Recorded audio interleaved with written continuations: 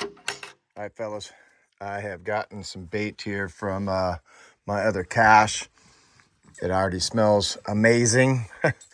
But I got a few more logs to get up here, and I'll get them up there tonight.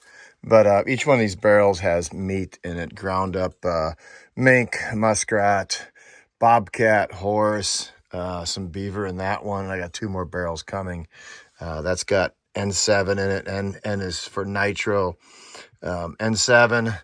I'm also going to do an N7 coyote, so with some skunk in it. So anyways, let's talk about bait. I had a great question. My little tripod for my thing. So I'm holding my arm up right now, but can't find my dang tripod. So a guy had a question about bait the other day, after I think it was yesterday's video, and he said, I thought you don't want the canines to roll on your lure. You don't want that reaction.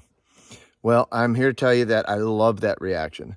And I was, years ago, I went to a Tennessee Fur Harvesters fall convention. I was watching a coyote demo. I've been trapping coyotes for 30 years now, this year.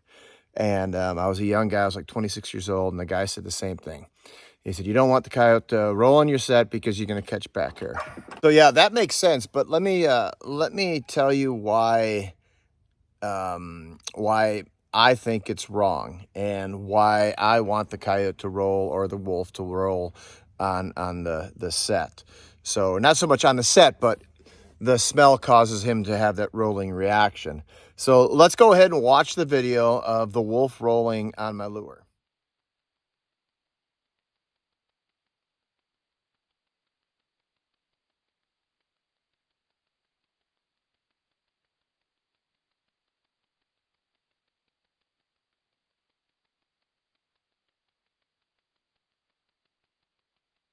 That video clip of that wolf is like 20 seconds. And so for 15 seconds, that wolf was standing up and actually stepping and pawing at the ground. So I had 15 seconds of opportunity to catch that wolf. That's a long time before he rolled. Okay, so now the wolf was so relaxed that he rolled and put himself in the most vulnerable position, and he exposed his stomach. Okay, that's a super vulnerable position for a dog to be. And then he wanted it, so he liked it so much he got it on himself so he could bring it with himself. So 15 seconds to go ahead and have the opportunity to catch that wolf, that is huge.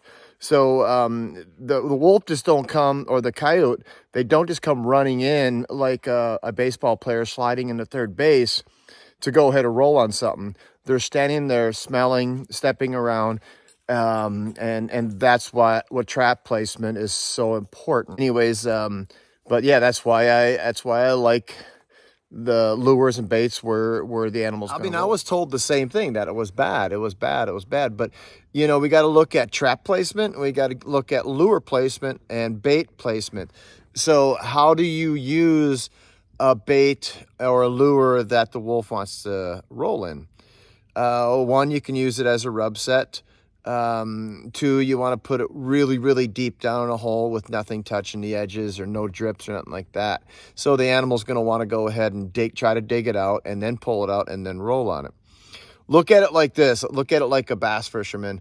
A bass fisherman has all these different baits, and he reaches in his box and he knows exactly what lure to go ahead and use and how to use it.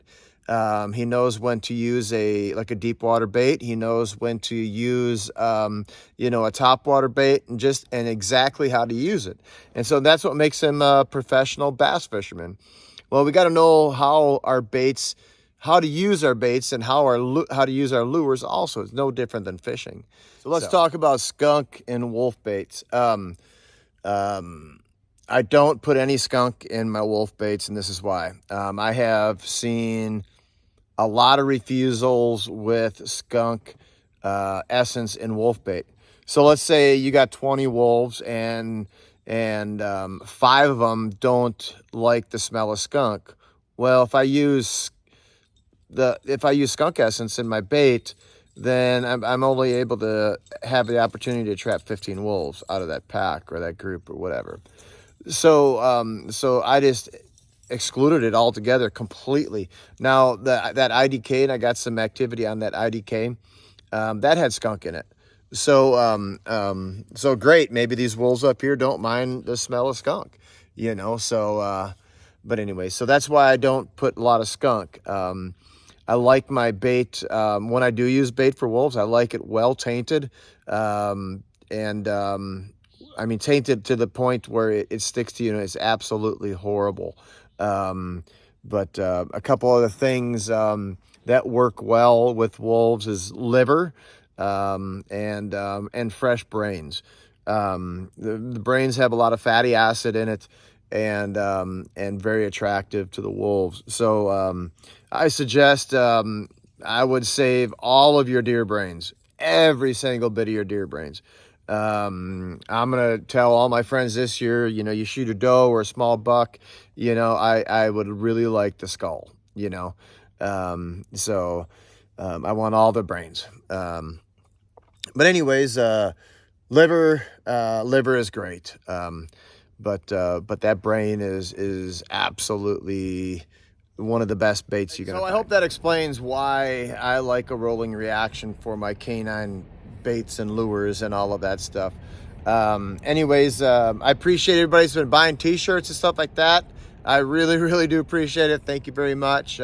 If you want to check out what I got, it's www.montanawolftrapper.com. I got apparel, and pretty soon I'm going to start throwing bait up there. I'm starting to get geared up to start getting some bait and put into containers and such. So thanks for watching. Have a great day.